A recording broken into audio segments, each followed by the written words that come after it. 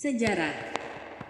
Tidak ada yang tahu sejak kapan warga mendiami Gunung Sanghyang, tetapi berdasarkan cerita dari para orang tua, bahwa masyarakat tinggal di Sanghyang sudah sejak zaman Encui, zaman sebelum kerajaan dikenal di Bima. Konon, warga Sanghyang memiliki keterkaitan darah antara warga Palu di lereng Gunung Rokatenda, Flores NTT. Warga Palu menyebut dirinya sebagai Atapalue sedangkan orang Sanghyang menyebut diri mereka sebagai Atasangya.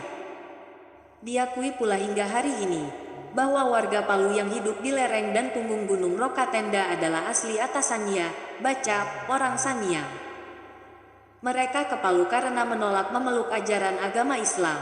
Akibat syarat untuk masuk Islam adalah harus disunat memotong kulit depan kelamin lelaki. Kepala suku di Sanghyang tidak menyebut diri mereka sebagai Encui, Galarang atau Punggawa, namun gelaran Dalu.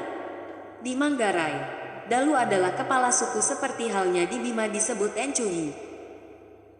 Ketika masa kerajaan maupun kesultanan, Encui berubah menjadi Jeneli atau Punggawa dan pada masa Swatrantra maupun Swapraja, setelah kemerdekaan NKRI, mulailah disebut sebagai Gelarang dan kini Kades atau Lurah. Tetapi di Pulau Sanghyang, kepala suku sejak warga Atasangya menempati Pulau Sanghyang hingga saat ini tetap menyebut Dalu sebagai pemimpin kelompok masyarakat. Dalu terakhir adalah Daluha Jamaluddin atau dikenal dengan Abu Wadi, yang memimpin warga Sanghyang sejak tahun 50-an.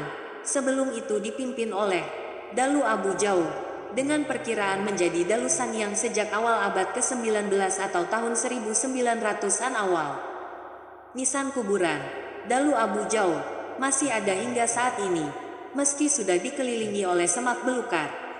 Dan Uma Dalu, rumah tua, juga masih berdiri kokoh. Uma Dalu diperkirakan berumur 500-an tahun, sebab, konon, Dalu Abu Wadi, maupun Dalu Abu Jau, bapak dari Abu Wadi tinggal di situ secara turun-temurun siapapun yang menjadi Dalu. Uma Dalu secara turun-temurun menjadi rumah kepala suku. Istilah sekarang adalah rumah dinas. Di Uma Dalu yang masih berdiri kokoh ini, Lakai Sultan Abdul Kahir, Sultan pertama Bima, pernah tinggal beberapa tahun saat dikejar oleh Salisi pamannya sendiri saat akan menuju Kesultanan Gowa sekitar tahun 1610. Prasasti yang membuktikan bahwa Lakai pernah tinggal di Uma Dalu itu adalah Wadu Kahampa, batu kesepakatan, yang beberapa tahun lalu sempat bersengketa dan dibuang ke laut oleh seorang ustadz yang menganggap itu syirik dan Bupati Bima Alam Ferry Zulkarnaen harus turun tangan menangani sengketa tersebut. Warga Pulau Sanghyang juga yakin bahwa sebelum Datuk dibantah maupun Datuk ditiro, Syekh pembawa Islam di Bima menginjakkan kakinya di Bima. Terlebih dahulu datang 7 wali, atau dikenal dengan Wali Pidu.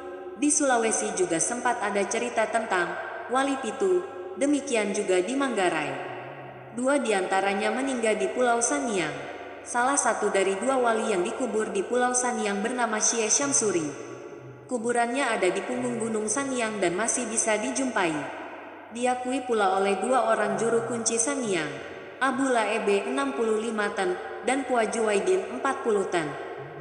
Kuburan kedua Syekh tersebut menjadi legenda bagi banyak orang, tetapi bagi banyak warga Pulau Sanghyang itu ada dan nyata. Kuburan itu terletak di punggung gunung, dapat ditempuh dengan mendaki sekitar 5 jam perjalanan. Berada di bawah rimbunan 2 pohon besar dan rindang. Anehnya, kuburan tersebut selalu bersih dan tidak pernah dijatuhi oleh dedaunan apapun termasuk ditumbuhi oleh semak-semak. Warga Pulau Sanghyang sering berziarah di 2 kuburan tersebut.